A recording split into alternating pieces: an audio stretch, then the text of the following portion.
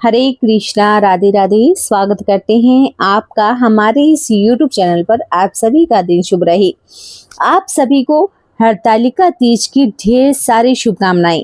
यह त्योहार आपके जीवन में सदैव सुख समृद्धि बनाए रखे, इसी मंगल कामना के साथ आज की वीडियो का शुभारंभ करते हैं। सबसे पहले हम भगवान शिव और माता पार्वती के चरणों का ध्यान करते हुए सुनेंगे हरतालिका तीज की व्रत कथा। इस कथा को सभी भक्तगण ध्यान पूर्वक सुने। कथा को आप बीच में ना छोड़ें। एक बार भगवान शिव ने पार्वती जी को उनके पूर्व जन्म को याद कराने के उद्देश्य से इस व्रत के महात्म्य की कथा कही थी। भगवान श्री भोले शंकर बोले कि हे गौरी, पर्वतराज हिमालय पर स्थित गंगा के तट पर तुमने अपनी बाल्यावस्था में 12 वर्ष तक अधोमुखी होकर घोर तप किया था। इतनी अवधि तुमने अन्न न खाकर, पेड़ों के सूखे पत्ते चबाकर व्यतीत किए। माघ की विकराल शीतलता में तुमने निरंतर जल में प्रवेश करके तप किया। बैसाख की जला देने वाली गर्मी में तुमने पंचांगनी से अपने शरीर को तपाया। श्रावण मास की मूसलाधार वर्षा में खुले आसमान के नीचे बिना अन्न जल ग्रहण किए समय व्यतीत किया। तुम्हारे पिता तुम्हारी इस कष्ट साध्य तपस्या को देखकर बड़े दुखी होते थे। उन्हें बड़ा ही क्लेश होता था। तब एक दिन तुम्हारी तपस्या तथा पिता के क्लेश को देखकर नारद जी तुम्हारे घर पर पधारे। तुम्हारे पिता ने हृदय से अतिथि सत्कार करके उनके आने का कारण पूछा। नारद जी ने कहा कि हे गिरिराज, मैं भगवान विष्णु के भेजने पर यहाँ पर उपस्थित हुआ हूँ। आपकी कन्या ने बड़ा कठोर तप किया है। इससे प्रसन्न होकर वे आपकी सपुत्री से विवाह करना चाहते हैं। मैं इस संबंध में आपकी राय जानना चाहता हूँ। नारद जी की बात को सुनकर गिरिराज तो गदगद हो उठे। उनके तो जैसे सारे कलेश ही दूर हो गए।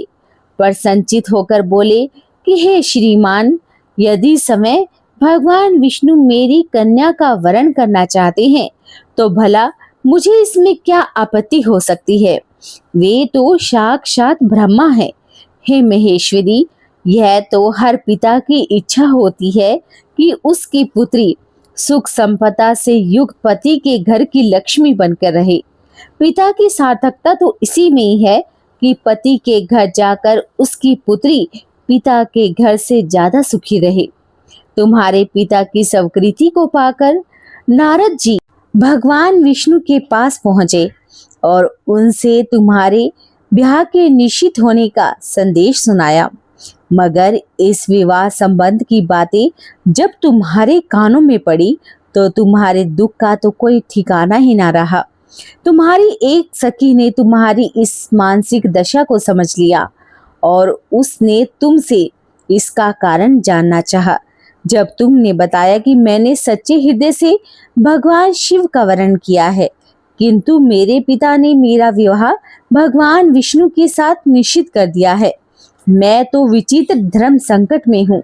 अब मैं क्या करूँ? प्राण छोड़ने के अतिरिक्त मुझे तो कोई उपाय नजर नहीं आ रहा। तुम्हारी सखी बड़ी ही समझदार और सूझबूझ वाली थी।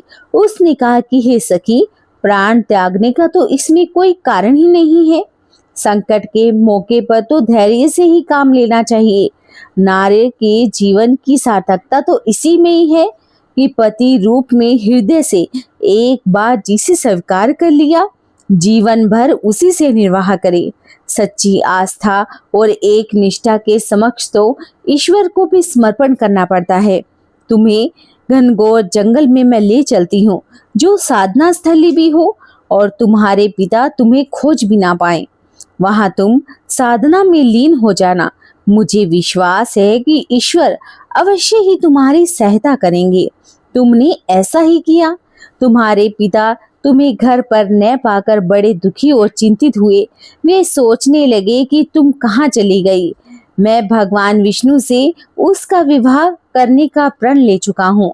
यदि भगवान विष्णु बारात लेकर आए तो कन्या घर पर नहीं हुई तो बड़ा ही अपमान होगा। मैं तो कहीं मुख दिखाने के लायक नहीं रहूंगा। यही सब सोचकर गिरिराज ने जोर शोर से तुम्हारी खोज को शुरू करवा दिया। इधर तुम्हारी खोज होती रही और उधर तुम अपनी सखी के साथ नदी के तट पर एक गुफा में आराधना में लीन थी। भाद्रपद शुक्ल तृतीया को हसक्त नक्षत्र था। उस दिन तुमने रेत के शिवलिंग का निर्माण करके व्रत को किया। रात भर मेरी स्तुति के गीत भी गाए। तुम्हारी इष्ट कर साध्या तपस्या के प्रभाव से मेरा आसन डोलने लगा और मेरी समाधि टूट गई। मैं तुरंत तुम्हारे समक्ष आ पहुंचा और तुम्हारी तपस्या से प्रसन्न होकर तुमसे वर मांगने को कहा। तब अपनी तपस्या के फल स्वरूप मुझे अपने समक्ष पाकर तुमने कहा कि मैं हृदय से आपको पति के रूप में वरण कर चुकी हूँ। यदि आप सचमुच मेरी तपस्या से प्रसन्न हैं तो यहाँ पर पधारें, तो मुझे अपनी अर्धांगिनी के रूप में आप मुझे स्वीकार भी कर लें। मैं तथास्तु कहकर कैलाश पर्वत पर लौट आया। प्रातःकाल होते ही तुमने पूजा की समस्त सामग्रियों को नदी में प्रवाहित करके अपनी सहेली सहित व्रत का पारण किया। उसी समय अपने मित्रों, बंधुओं और दरबारियों सहित गिरिराज तुम्हें खोजते खोजते वहां पर आ गए। तुम्हारी इष्ट कष्ट साध्य तपस्या को देखकर गिरिराज अत्यंत दुखी हुए और पीड़ा के कारण उनकी आंखों में आंसू आ गए। तुमने उनके आंसू पोंछते हुए विनम्र स्वर में कहा कि हे पिताजी, मैंने अपने जीवन का अधिकांश समय कठोर तपस्या में व्यतीत किया है। मेरी इस तपस्या का उद्देश्य केवल एक ही है कि मैं महादेव को पति के रूप में पाना चाहती हूँ। आज मैं अपनी तपस्या की कसौटी पर खरी उतर चुकी हूँ। आप क्योंकि विष्णु जी से मेरा विवाह करने का निर्णय ले चुके हैं, इसीलिए मैं अपने आराध्य की खोज में घर छोड़कर चली आई। अब मैं आपके साथ इसी शर्त पर घर जाऊंगी कि आप मेरा विवाह विष्णु जी से न करवाकर महादेव जी से करवा दें। गिरिराज तो मान गए और तुम्हें अपने घर पर ले गए।